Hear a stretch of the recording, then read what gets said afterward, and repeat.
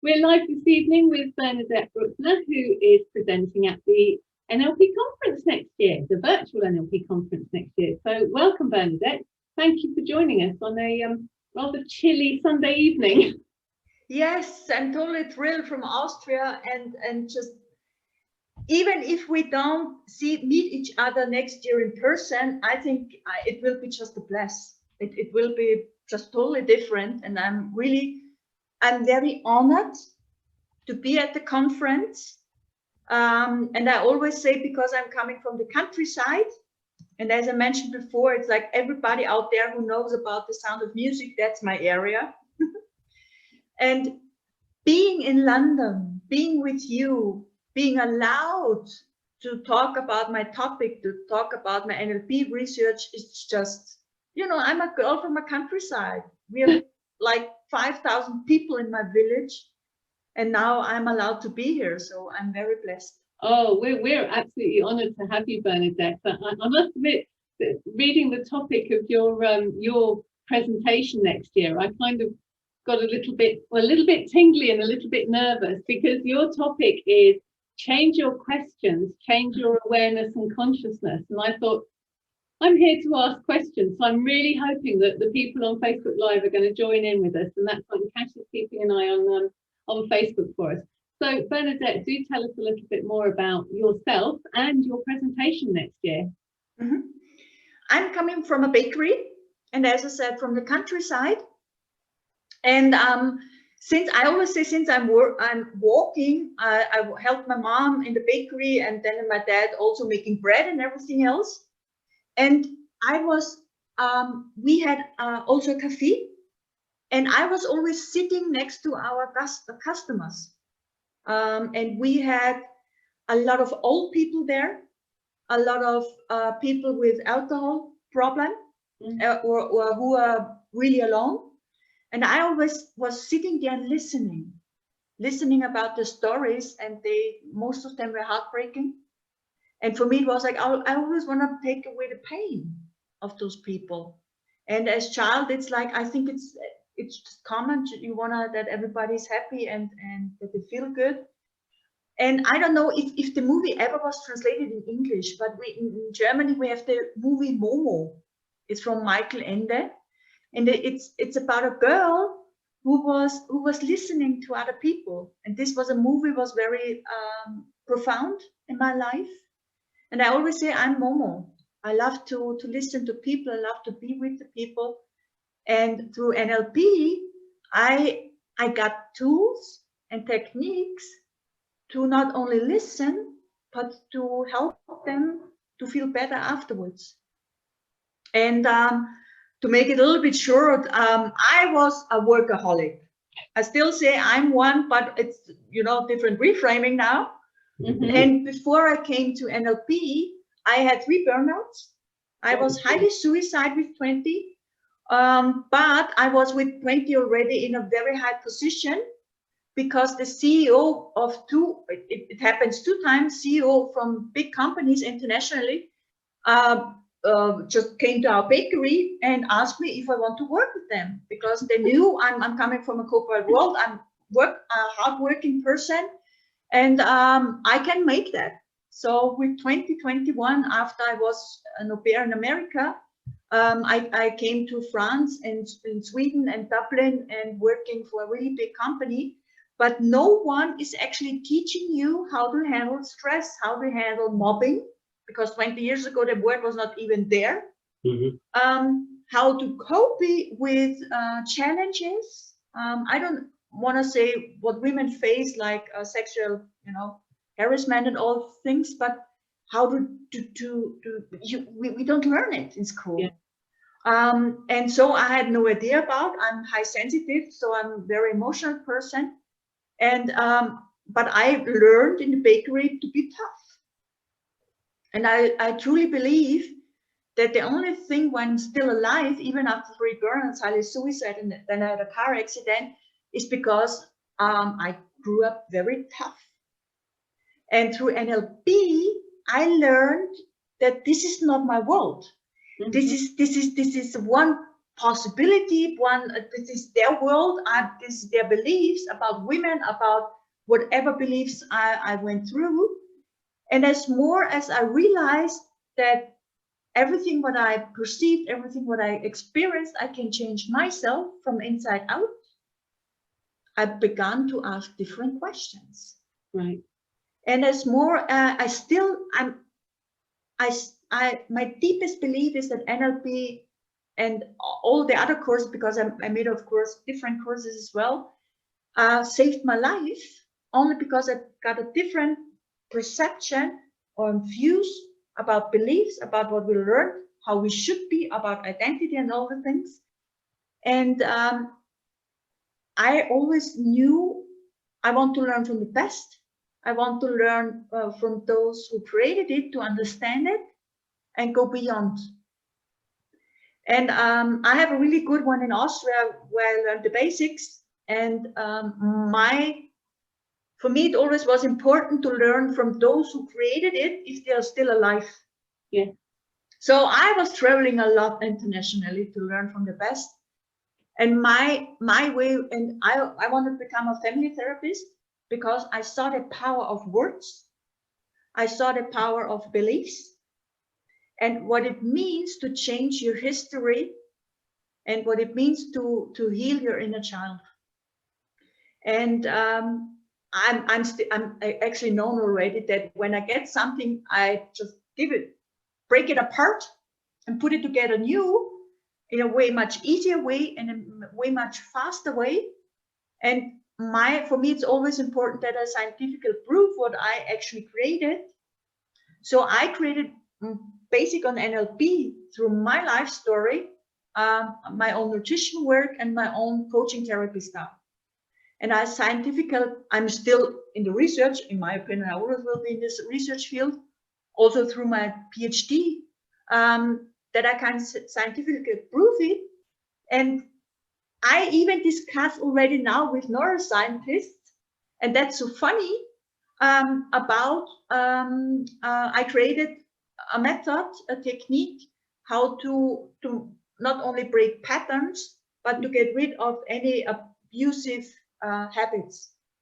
And that you can raise it totally, not rewrite it, but raise it totally out of your mind, out of your body, out of your system, that you don't have any effects about it.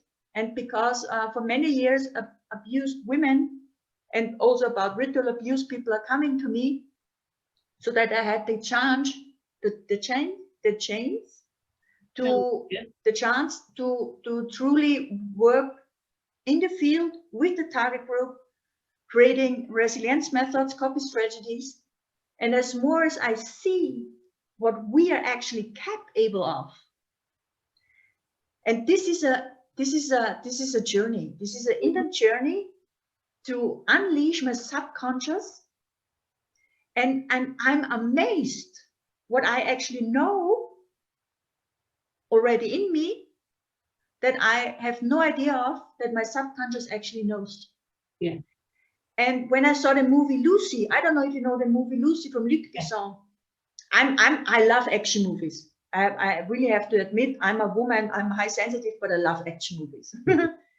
and the movie of Luc Besson, there is one core question, and this was a big trigger for me. They are asking in the movie, when you give apart all the action and dramas and all the things, they ask, what would happen when you have access and also use 100% of your consciousness? Mm-hmm.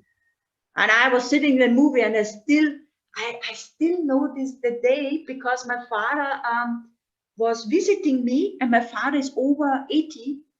And I said to him, we have to go to the movie. I'm so sorry. We have to go to this movie because it's the premiere. I have to see this movie.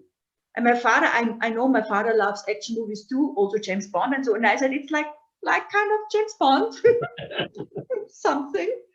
And he was like 50 years ago in the cinema and watching, like nice movies back then.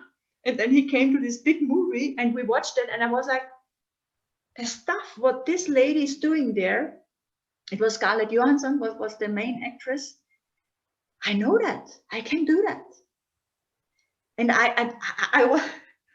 I always have to say I'm a person who is a really action. I just do my stuff. When I have something in my mind, I just do it. And I said, I need the email address of Luc Bisson because he was missing some techniques. I know it's possible to access your subconsciousness.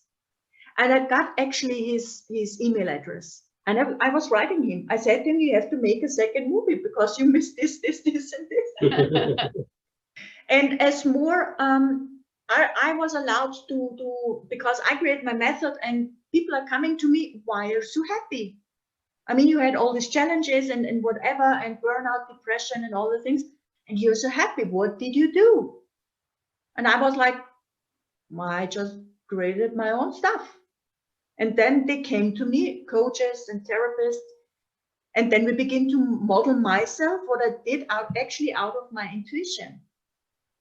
And it was so interesting because we did 3 days hardcore modeling. Wow. At the end of the 3 days, we said, we have to stop this mind fuck because it was way too much modeling. But I could understand my steps, what I did out of intuition, of subconsciousness, of just, I knew I have to do this way thing. Bring it into steps, break it down into steps to teach others. Mm-hmm. And for me, this is the biggest journey because I always actually created my stuff out of my need, because everything what I found out there was not for me. It's like with Vera Birkenbill. She was very famous for her own methods in Germany. And when I saw that other people become also happier and also understand their behaviors and their strategies and all the stuff, they changed. Mm. And every time when I saw that they becoming more happier, I was like, okay, then let's go on. But I want to know why it's working. Yeah. And for me, it's every time when I'm allowed to have a person where I can, like a guinea pig thing, where I can try my method, I became better. And but that's something what I always wanted to choose is as easy as possible, as less we have to have bad moments in our living. Mm. So I create my method so easily that I can teach children and that we can go out very quick out of bad, thinking, bad behavior, bad whatever, only through understanding ourselves better. Mm-hmm. And I was so blessed. I have to say, I was allowed to interview Robert Dills for my PhD. I think it was 2016 something. Okay. And I was already on workshop on conferences of NLP Conference in Germany. And when I found out that you are here too in London and so, and I was like, I know I'm a small girl from Austria, but still, let's ask, because you never know. If you don't ask, you don't get a yes, and something like that. And being nominated for the NLP Award for Research was for me something, lady, I was close to kill myself 20 years ago. Mm. Being on the possibility, sitting in London with beautiful people who understand me, who speak the same language, this was a dream come true. I never thought this was possible. And maybe out there for someone, it's like, oh, come on, that's nothing. And for me, it was like, whoa. And this was a further step, knowing that I'm on the right path and working as much as possible. I'm still a workaholic, I'm sorry. But I did really good reframing on that. To support and nurture as much as possible. And in times of crisis, like in COVID times, I'm working more than ever, bring it out as much as possible, tips, information, methods, the books in different languages for women's shelters for free in Austria, and whatever was possible or necessary to support each other globally as well. Knowing that every single step up of people who have an inspiration, and my deepest belief is that everybody out of there can inspire someone else, lift them up, and be a voice maybe for unheard, because I'm supporting for more than 20 years women with my business knowledge, because I gained a huge business knowledge, only that they have money, that they can nurture their children and have a good living. And I know 2021 will make big differences, big changes. And I'm so glad and so happy that I'm allowed to present on the conference, nurturing each other, because we have beautiful presenters out there. And if there is something what I can inspire to others, and I'm a very introvert person too. I'm intuitive and introvert. I met a former teacher of mine in my hometown, and when I began to talk, she was like, "You were so quiet as a child. What happened to you?" And I said, "I did modeling." I found, and I'm serious, I found a mentor who said to me one sentence, "Do you want to stay in front of 10,000 people?" And out of intuition, I said, "Yes." And I was like, I have no idea what I'm saying now, but it seems like, yeah, okay. And everything is a strategy. Everything is a technique. And you can learn everything. Every person out there can learn when you have the room, when you have the space where there is no judgment, but the space nurturing. And that we are all gifted. And that's my biggest beliefs. And finding all the fathers and the mothers of NLP was for me the biggest gift ever. And learning from them as best as possible, because I found someone who has all the original videos. He's storing them, and it's beautiful. And I always say, just heaven brings me the right people. But this is the same again. Ask different questions, you get a different awareness, a different consciousness, and different people coming into your life. So what will delegates take away from your session at the conference, Bernadette?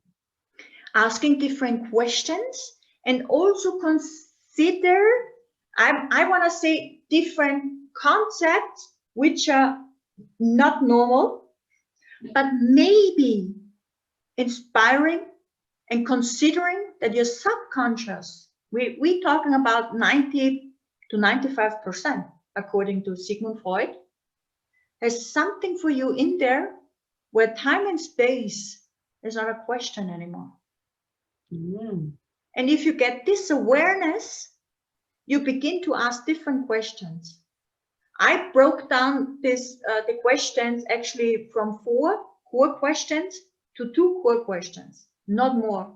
And I see the changes of the people. And if we get out of the concepts, what we learn in school, what we learn from NLP, what we learn from others ones, what we learn from science, and all the things, and maybe history knew before with the alchemy, that there is a little bit of more than we got trained and learned, you might begin to understand that time and space is truly not a question anymore, because your memories or your brain has no time and space in there. We create it. And the best is for me all the time when you ask different people believing, seeing the same situation, that everyone describes in a different, because we have so many filters. Through different questions, you become less filters, or your filters just break down, but more awareness and more consciousness. And I had so many aha lessons when I did the 10 days hardcore master practitioner with Richard Bandler in London. And one was actually also in the hypnosis. We also got trained in hypnosis. And what if we have no idea to understand, that we don't understand the language, what the other person is talking, but still know what they are talking about? Then you might get also different awareness and consciousness what you actually know. If you, or if your so-called brain or the consciousness let you. And I had the biggest blessing the last 10 years that so many people were willing working with me, because I truly believe as coach, when you get a coach or a client, this is a bliss. It's not, for me, sometimes it's not about money anymore, because when I was in research, there was no money exchange, but I was allowed to work with those people because they were already with so many others. But having them around to research and seeing what's possible, only asking different questions out of time and space.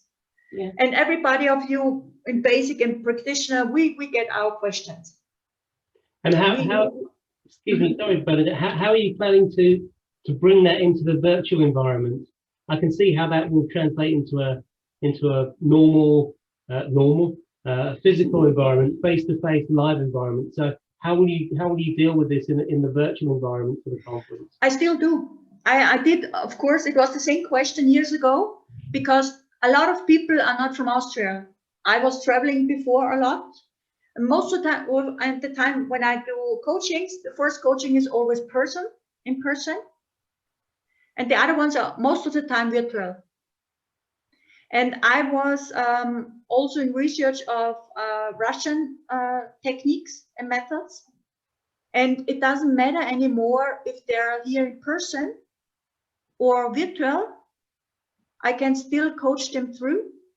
It doesn't make any difference anymore. And as like, that's me. I do hardcore research. I think it was 3 or 4 sessions, coaching sessions parallel on different channels. And I say always, I'm tuning in into the person. When you tune in into the person, means I feel them, I feel their energy, I know what this person has, their energy field. And however you want to call it. Some people call it the matrix, some people call it the quantum field, some people call it the energy something, however you want to call it. It always depends what you believe in, but it's working. So this is something I also, when I found out and to master my skills, I begin to train other ones, and it's working there as well. Most of the time I break it down as simple as possible. And my core methods are actually 3 to 4 core methods and 4 to 2 questions. That's it. Most of the time, because it should be as simple as possible. The people we're working with, they had so many education. And by the way, the hardest to coach are NLP people who got trained in NLP or therapists. They're like, oh God, they're so in their head. Just come down.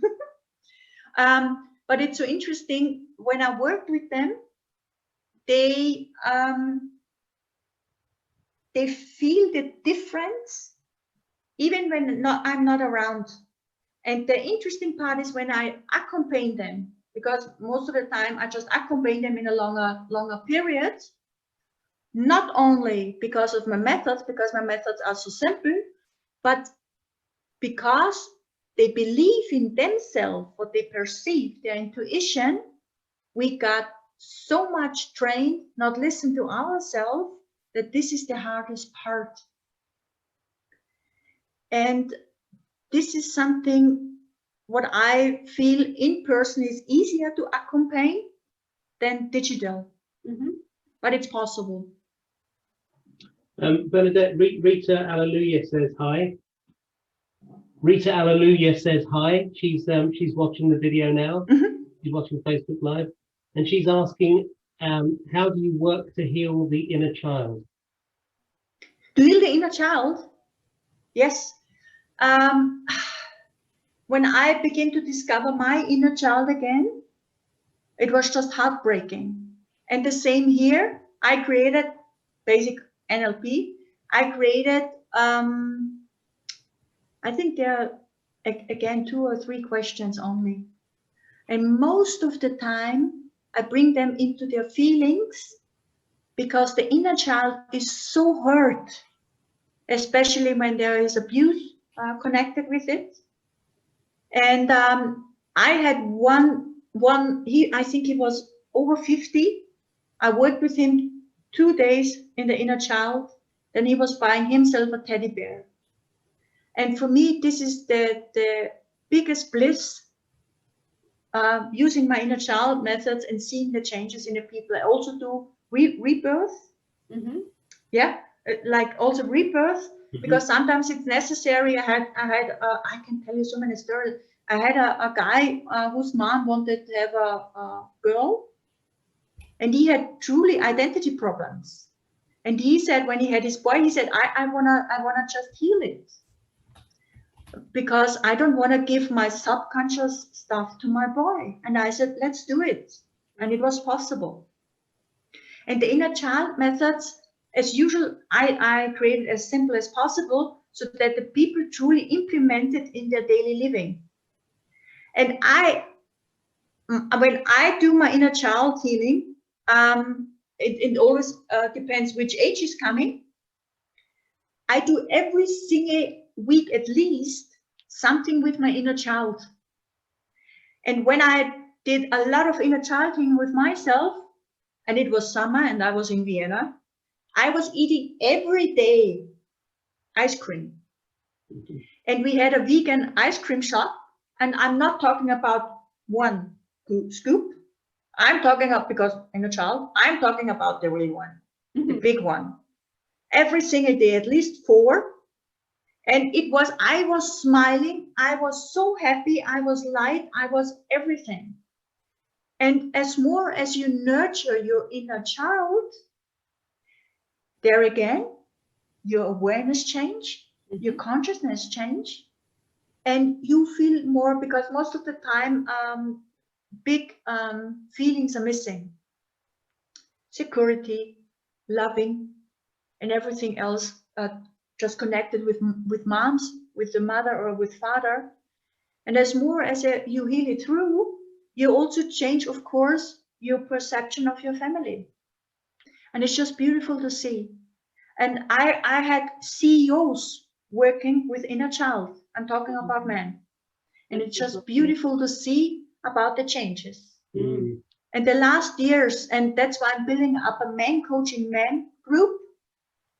The men were just, women, we do a lot.